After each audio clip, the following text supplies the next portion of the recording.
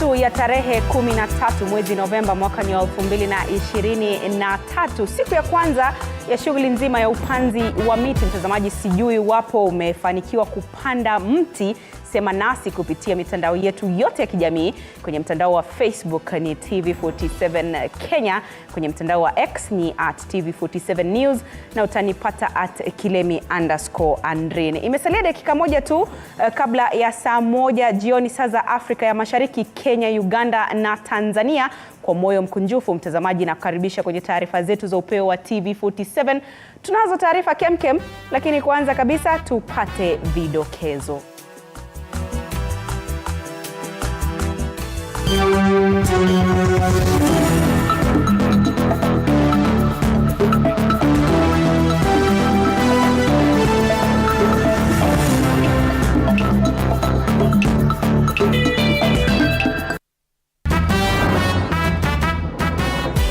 Wakenya wakumbana na mvua na baridi kushiriki katika siku ya kwanza ya kupanda miti iliyoongozwa na Rais William Ruto. So that we protect our environment by doing the necessary, planting trees. Huku maafisa wa serikali wakiongoza mchakato huu kote nchini. Serikali imetoa tahadhari kuhusu kuwepo kwa karatasi ghushi zinazosemekana kuwa ni za mtihani unaoendelea wa KCSE na zinazouzwa mitandaoni. There is no single genuine paper that can circulate on those social media platforms. What they're having there is fake papers. Mashirika ya kijamii yajitokeza kuishtumu serikali kuhusu gharama ya juu ya maisha na kuitaka serikali iwajibike vilivyo, la sivyo. Kwenye taarifa kamili mtazamaji, shukrani sana kwa kutuchagua, lakini kubwa zaidi kwa kututeua kama kitovu cha habari za kweli na za kuaminika. Mienyi wako Andrin Kilemi, mwenzangu kwenye lugha ya ishara ni Catherine Simaloi. Na siku chache baada ya serikali ghafla kutangaza Jumatatu Novemba 13 kuwa siku ya upandaji miti kote nchini, viongozi na mashirika mbalimbali pamoja na Wakenya kote nchini wamejitokeza kupanda miti kama sehemu ya mpango kabambe wa kupanda miti bilioni 15 kufikia mwaka wa 2032. Chichi Josephine na maelezo zaidi. Wakenya walikabiliana na mvua na baridi ili kupanda miche baada ya serikali kutangaza Jumatatu kuwa sikukuu ya upanzi wa miti. Huko Nakuru, Gavana Susan Keka aliungana na wakazi kupanda miti katika kambi ya Rhino Kabatini, ambapo aliwataka wakazi kujizatiti katika kuhifadhi misitu. We have done about 175,000 trees. So I think we are doing well. Katika kaunti ya Mombasa, jumuiya ya Wahindu mjini Mombasa leo walisherehekea Diwali yao kwa njia ya kipekee kwa kupanda miti 1,100 katika mbuga ya Kibarani. Wanachama wa jamii hiyo wakiwemo wanaume, wanawake na watoto walijitokeza kwa wingi katika bustani hiyo siku nzima, huku wakipanda miti ili kubadilisha mbuga hiyo. Kila muhindi wetu amekuja hapo tumee miti, tuko na miti hapo 100,000 pieces. Katika kaunti ya Turkana, upanzi wa miche uliongozwa na katibu wa uhamiaji na huduma kwa raia Balozi Julius Bitok, ambapo miche zaidi ya 2,000 zilipandwa katika Ugawe Kale Center viungani mwa mji wa Lodwar, ambapo alisema Turkana ni baadhi ya kaunti kame ambazo serikali inanuia kuhakikisha miti inakuzwa kwa lengo la kuzuia athari za tabia nchi. For Turkana it is very important because when we plant more trees we shall be able to get more water, we get more grassland for animals. Being an arid area, we really want to change Turkana County so that like other areas, also Turkana County becomes a vital area where we form a lot of forests. Kwingineko, waziri katika wizara ya utumishi wa umma na huduma kwa raia Moses Kuria aliongoza shughuli hiyo katika kaunti ya Nandi kwa kupanda miche zaidi ya 15,000 katika msitu wa Kimondi, ambapo alisema ripoti ya Umoja wa Mataifa kuhusiana na athari za tabia nchi zitaweza kukabiliwa tu kupitia utunzaji, kauli iliyoungwa mkono na gavana wa kaunti ya Nandi Stephen Sang. Kenya continues to pay a heavy price and Africa continues to pay a very heavy price for climate change that we have contributed very little. Ile shida tuko nayo hapa ni kwamba wakati tunafungua forest ambayo inafanyiwa timber harvesting happens, wale wanakuja kuharvest ni watu kutoka nje. Katika kaunti ya Machakos, mkurugenzi mtendaji wa Jumuiya ya Haki Miliki ya Muziki ya Kenya nchini Daktari Ezekiel Mutwa alitoa wito pia kwa wasanii kuwajibika katika upanzi wa miti, akiahidi kuwatunza na kitita cha 50,000 wanamuziki watakaobuni nyimbo zenye ushawishi nchini kwa Wakenya kupanda miti katika siku zinazokuja. Hata mimi nitatoa zawadi kwa wanamuziki members wa MCSK ambao watatoa wimbo ama nyimbo ambazo zitahimiza upanzi na ukuzaji wa miti. Huko kaunti ya Kilifi, viongozi na wakazi wakiongozwa na katibu mkuu wa idara ya vijana Bwana Ismail Maalim walipanda miti katika kaunti zote ndogo za Kilifi, ambapo walipanda miti zaidi ya 20,000 ya aina ya mikoko. Chichi, Josephine, TV47. Na huku Wakenya wakiadhimisha siku ya kupanda miti, chuo kikuu cha MKU pia kimeshiriki katika harakati ya kupanda miti na kupanda zaidi ya miti 200. Wakizungumza wakati wa zoezi la kupanda miti katika viwanja vya chuo kikuu cha MKU, wajumbe wa bodi ya chuo hicho kikuu wakiongozwa na mwasisi wake Jane Nyutu walitoa wito kwa Wakenya kufanya mazoezi ya upandaji wa miti ili kufikia lengo la miti bilioni 15. Wanafunzi pia walishiriki katika zoezi hilo. And what I can say, this is a brilliant thing that we've done today. And looking around, you can see a lot of trees. And we can't imagine in 3 years how this place in our country, Kenya, would be. And we want to thank the President, Honorable Ruto, for coming up with this day. It's going to be very memorable, like my predecessors have said. And we are looking forward to a greener Kenya, a healthy Kenya, a beautiful Kenya. My name is Dr. Vincent Gaido. I'm the Pro-Chancellor of Mount Kenya University. And we are here, like the VC has said, to join Kenyans, the rest of the country, in this very special day. It's a unique day. In fact, I would call it the first functional holiday. The first functional holiday. All the other days that we have had public holidays have had relaxation, maybe sometimes just speeches. But here we are seeing Okay, my name is Professor Deogratius Jaganyi. I'm the Vice Chancellor of Mount Kenya University, and we are very grateful for the day to be able to have a public holiday to plant the trees. And as MKU, we have actually made it a very special day. As you can see, the number of students who have participated in this particular process, we have actually partnered with a partner who is going to be able to build a nursery, and we have initiated Na Rais William Ruto ameongoza taifa katika mchakato wa upanzi wa miti nchini, akikita kambi katika kaunti ya Makueni. Akiwa pamoja na naibu rais Rigathi Gachagua, rais ameongoza upanzi wa miche zaidi ya 100,000 eneo la Kibwezi, wakati ambapo mawaziri wake waliongoza shughuli sawia katika kaunti zote 47. Rais Ruto ametoa himizo kwa Wakenya kuendelea na upanzi wa miche, serikali ikiweka lengo la kuwa na miti milioni 500 kabla ya mwaka ujao. Rais akisisitiza kuwa upanzi wa miti ni mojawapo ya njia ya kuboresha utoshelevu wa chakula nchini. Miti, tumeenda tukaishi wetland, tukaenda tukaweka kilimo mahali ambapo haifai, na ndio sababu hiyo tuko na matatizo makubwa. Hata yanatuletea matatizo ya kuwa na chakula. Kwa sababu ili tuzalishe chakula, kwanza lazima tuwe na mvua ama maji. Bila maji hakuna mimea, ni kweli ama si kweli? Bila mvua hatuwezi kwenda shambani, ni kweli ama si kweli? So kwanza, kabla hatujajipanga na vile tutakuwa na chakula ya kutosha, lazima tujipange kulinda mazingira, ndio mvua ipatikane, maji ipatikane, ndio tuweze kuzalisha chakula. Kwa hivyo kama kuna mpango itakayochangia katika kuhakikisha kwamba tuko na chakula ya kutosha, katika mambo ya cost of living, ni kuhakikisha kwamba tunalinda mazingira yetu, maji ipatikane, mvua ipatikane, tuzalishe chakula ili tuondoe njaa katika taifa letu la Kenya.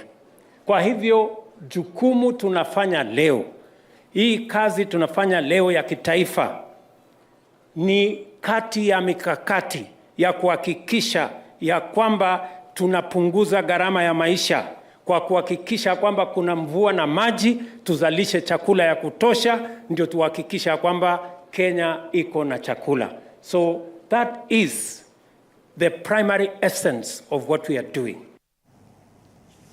Na katika juhudi za serikali kutenga siku ya upanzi wa miti nchini ambao ni mpango wa kupanda miti bilioni 15 ifikiapo mwaka 2032, je, sekta ya binafsi imeweka juhudi gani ili kusaidia serikali na lengo lake? Kisewa Emory na mengi zaidi. Karibiana lakini haviwezi kwa tofauti zaidi.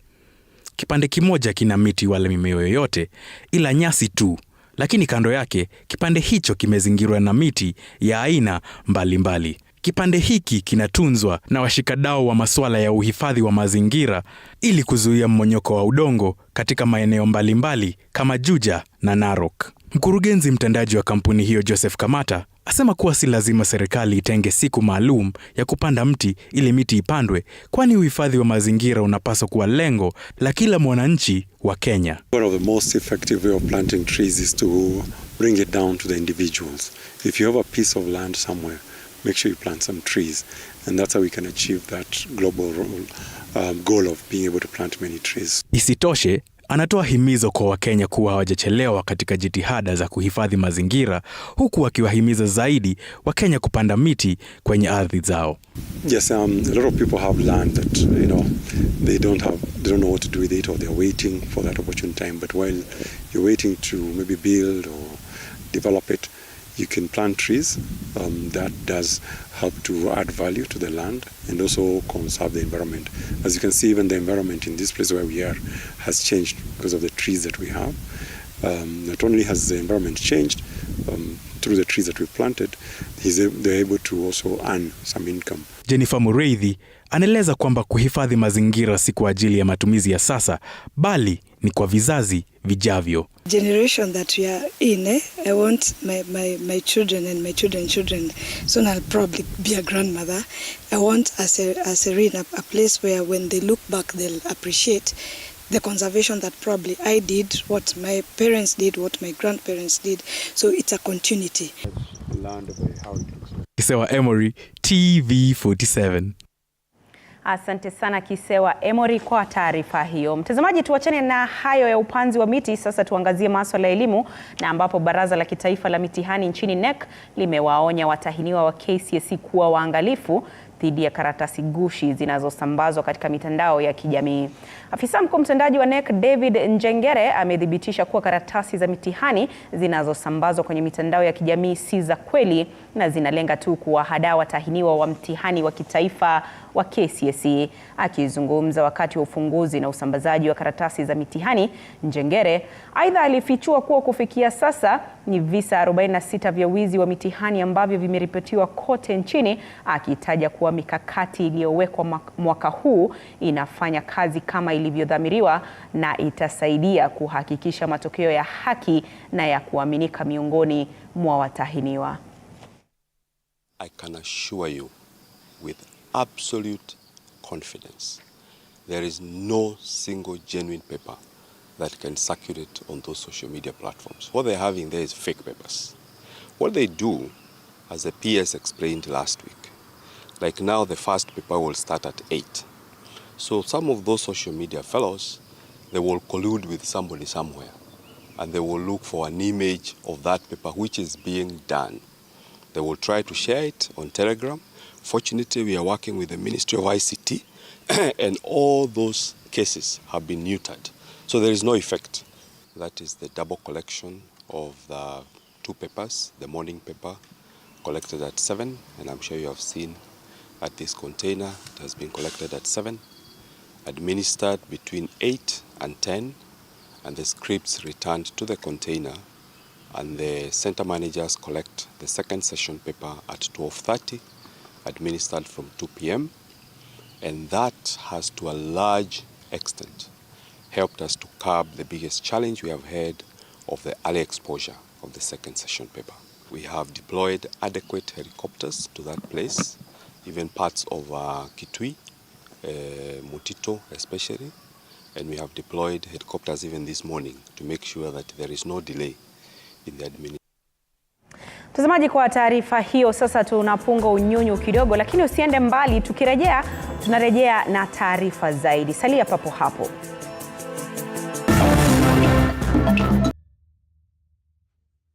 The news that matters the most is the one that hits close to home. When disasters strike, we are there to inform you. When the bullets are flying, we tell you who's shooting and why. Reporting on your victories, your health, your money, your security, your past, present, and future. We are interested in telling the stories of creativity, hard work, and resilience that you are known for. That is our job. This is my job. My name is Victor Muyakane, and it's my honor to bring you this news this way every Thursday night on the Home of Untold Stories.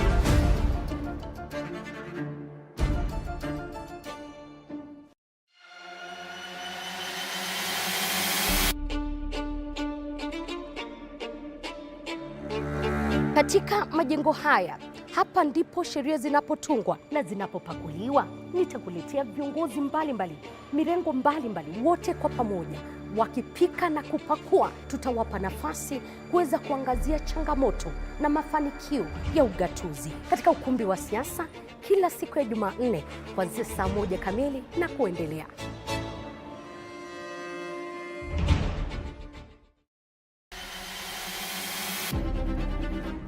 Toka eneo hili la Naivasha kwenye kaunti 032, gatuzi la Nakuru. Toka kaunti ya Elgeyo Marakwet, kaunti 028. Nikiripotia runinga ya TV47 kutoka kaunti ya Wajir. Nikiripotia TV47 kutoka kaunti ya Turukana. Kwa matukio yote yanayojiri katika kaunti hii 012. Kutoka kaunti nambari 1, kaunti ya Mombasa. Nikiripotia TV47 kutoka kaunti ya Lamu. Nikiripotia TV47 kutoka Kisii County. Nikiripotia TV47 kutoka kaunti ya Machakos. Kutoka kaunti hii ya Trans Nzoia. Kaunti 038. Kutoka gatuzi.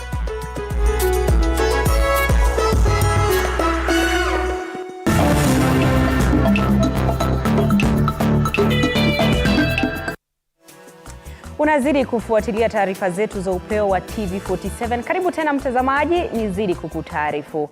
Na huku Wakenya wakijishughulisha na mpango wa upandaji wa miti Jumatatu, baadhi ya vikundi visivyo vya serikali vimeitaka serikali kupunguza gharama ya maisha kupitia mpango wa kupunguza ushuru, kuchochea uzalishaji na kutoa misaada ya kimsingi. Mashirika hayo yametoa wito kwa serikali kudhibitisha mamlaka ya ushuru nchini KRA, ikiwa ni hatua itakayohakikisha afueni kwa wafanyabiashara na Wakenya wa kawaida. Mike Kagwongo na maelezo zaidi. Katika juhudi za kusaka suluhu mwafaka kuhusiana na mzigo wa gharama ya juu ya maisha nchini, makundi yasiyo ya kiserikali sasa yanamtaka Rais William Ruto kuangazia masuala muhimu yanayoathiri taifa. Operation Linda Jamii inashikilia kuwa hatua hizo zitalingana na lengo kuu la kupunguza hali ngumu ya kiuchumi inayowakabili wa Kenya. The job cuts in Kenya is amazing. Investors are leaving our country and going to other places, which means that injecting some dose on confidence in the economy is necessary. Kundi hilo limesisitiza haja ya Rais William Ruto kuingilia kati ili kupunguza mzigo wa kiuchumi. Rais wetu anaweza kuwa na nia nzuri, lakini wale watu wanafanya nao kazi ni watu ambao hawawezi msaidia kufanya chochote. Give him humble time to ensure that he delivers his mandate as guided by bottom-up economic recovery model. Hii ni kutokana na wasiwasi ulioibuliwa kuhusu ufanisi wa mpango wa mikopo ya uigizaji mafuta kutoka kwa serikali hadi serikali, ambayo tayari taifa limetoa mabilioni ya pesa kwa makampuni ya mafuta.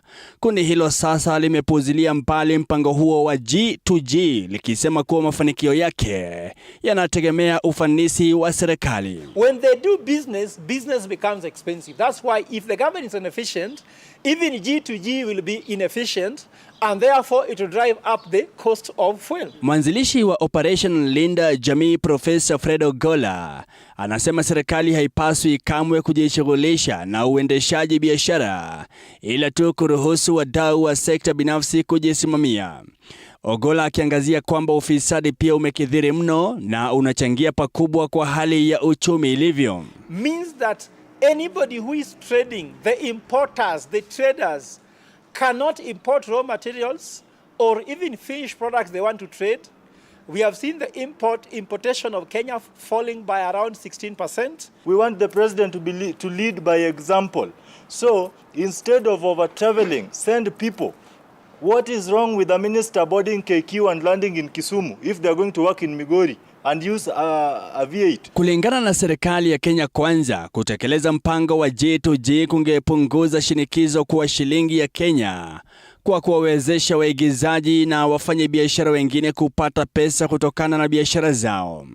Kundi hilo sasa limeitaka serikali inayoongozwa na Rais William Ruto kuwahakikishia Wakenya njia mwafaka katika juhudi za kupunguza mzigo uliopo wa kiuchumi. Mike Kagwongo, TV47, Nairobi.